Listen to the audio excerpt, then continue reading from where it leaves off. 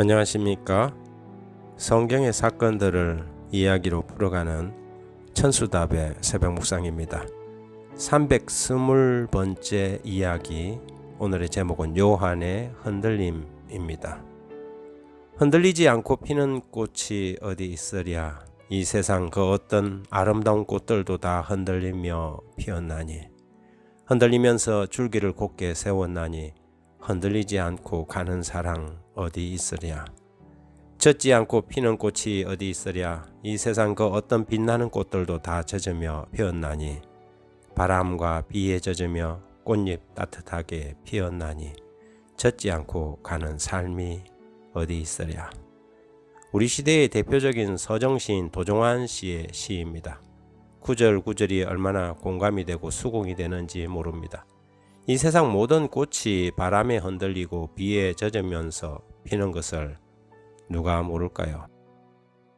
사람도 그렇게 살아가는 것을 왜 우리는 부는 바람을 내리는 비를 투덜대는지 모르겠습니다.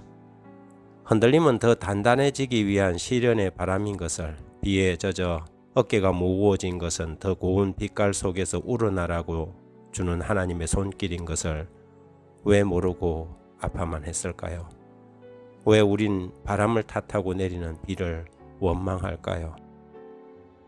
마태복음 11장에는 다른 복음서 기자들이 침묵하고 마태와 누가만 공유하고 있는 침례 요한에 대한 이야기 하나가 나옵니다. 그것은 침례 요한의 흔들림에 대한 이야기입니다. 요한은 이복 동생 빌립의 아내를 취한 헤롯 안티바스의 죄를 지적하다 감옥에 갇혔습니다. 우리를 눈 감을 수 없었던 요한을 따르는 제자들이 있었는데, 그들은 요한이 감옥에 있을 때 밖에서 일어나는 일들을 소상히 그에게 보고해 주었지요. 친히 세상죄를 지고 가는 하나님의 어린 양이라고 선언했고, 자기의 손으로 침례를 베푼 예수님의 행동이 제일 큰 관심사였을 것은 당연지사였습니다. 하지만 보고는 신통치 않았지요. 요한이 잡히자 예수님은 갈릴리로 물러나신 것입니다. 제자들의 보고는 옥중에 있는 요한을 흔드는 바람이었습니다. 저희 선생을 위한다고 늘어놓는 제자들의 불평은 그 영혼의 머리 위로 떨어지는 우박 같았지요. 원수는 어느 정도 성공을 거두는 것처럼 보였습니다.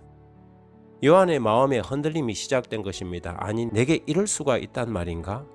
내가 자리 다 깔아주고 자기 길을 넓혀주었으면 어느 정도 보답은 해야 하지 않는가? 파국이라도 해서 나를 구해야지.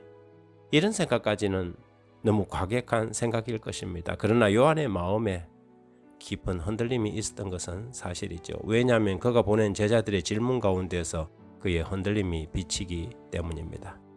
마태복음 11장 2절 3절에 요한이 옥에서 그리스도의 하신 일을 듣고 제자들을 보내어 예수께 여짜오되, 오실 그이가 당신이 오니까 우리가 다른 일을 기다리오리까?